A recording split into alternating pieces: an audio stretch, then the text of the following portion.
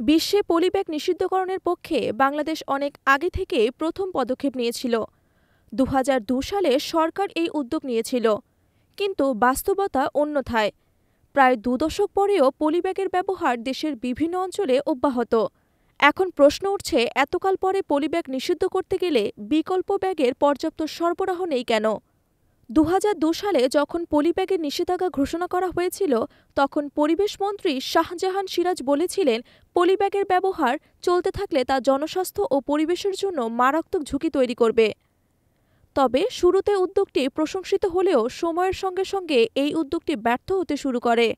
এর কারণ ছিল যথাযথ আইন প্রয়োগের অভাব এবং বিকল্প ব্যাগের দুর্বল সরবরাহ। এখন ২০২৩ সালে সরকার আবারও নিষেধাজ্ঞাটি কার্যকর করার সিদ্ধান্ত নিয়েছে।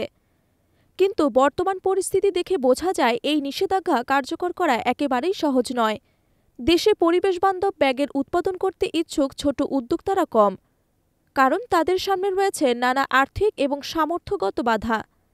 এমনকি বাজারে পলিব্যাগের বিকল্প সরবরাহ এতটাই সীমিত যে কাঁচা বাজার কিংবা ছোট দোকানগুলোর জন্য যথেষ্ট বিকল্প ব্যাগ পাওয়া যায় না। বিশ্বের দ্বিতীয় বৃহত্তম পাট উৎপাদনকারী দেশ হিসেবে বাংলাদেশে পাটের ব্যাগ ব্যবহারে কিছুটা সফল হতে পারলেও এটি প্রয়োজনের তুলনায় কম। পাট, কাগজ ও কাপড়ের ব্যাগ পরিবেশবান্ধব হলেও ক্রেতাদের জন্য এর দাম কিছুটা বেশি। বিশেষজ্ঞরা মনে করেন, সরকার যদি এসব বিকল্প ব্যাগের দাম কমানোর জন্য কিছু প্রণোদনা দেয়, তাহলে এটি আরও কার্যকর হতে পারে। এদিকে দেশের সুপারমার্কেটগুলো যেমন স্বপ্ন, ইউনিমার্ট পরিবেশবান্ধব ব্যাগ সরবরাহ শুরু করেছে, তেমনি কাঁচা বাজারে পলিব্যাগের ব্যবহার রয়ে গেছে আগের মতো। ছোট ব্যবসায়ীরা ভীষণভাবে নির্ভরশীল পলিব্যাগের ওপর। বিকল্প ব্যাগের চাহিদা মেটানোর জন্য কোনো স্থায়ী ব্যবস্থা নেই। এছাড়া বিশেষজ্ঞরা মনে করেন যে শুধু আইন প্রয়োগ করলেই হবে না, একই সঙ্গে বিকল্প ব্যাগের উৎপাদন ও সরবরাহ বাড়াতে হবে।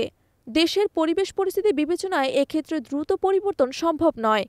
তবে যদি এটি দীর্ঘমেয়াদী হয় এবং সরকারি নিয়ন্ত্রণ কার্যকর হয়, তবে ভবিষ্যতে পলিব্যাগ নিষিদ্ধকরণ সফল হতে পারে। পলিব্যাগ নিষিদ্ধকরণের এই উদ্যোগ দীর্ঘকালীন ফলাফল এনে দিতে পারে যদি বিকল্প ব্যাগের উৎপাদন ও ব্যবহারে দ্রুত পরিবর্তন হয়। তবে আগামী দিনগুলোতে পলিব্যাগ ব্যবহারের সঙ্গে লড়াইয়ে সরকারি দৃষ্টিভঙ্গি ও জনগণের সচেতনতা গুরুত্বপূর্ণ ভূমিকা পালন করবে।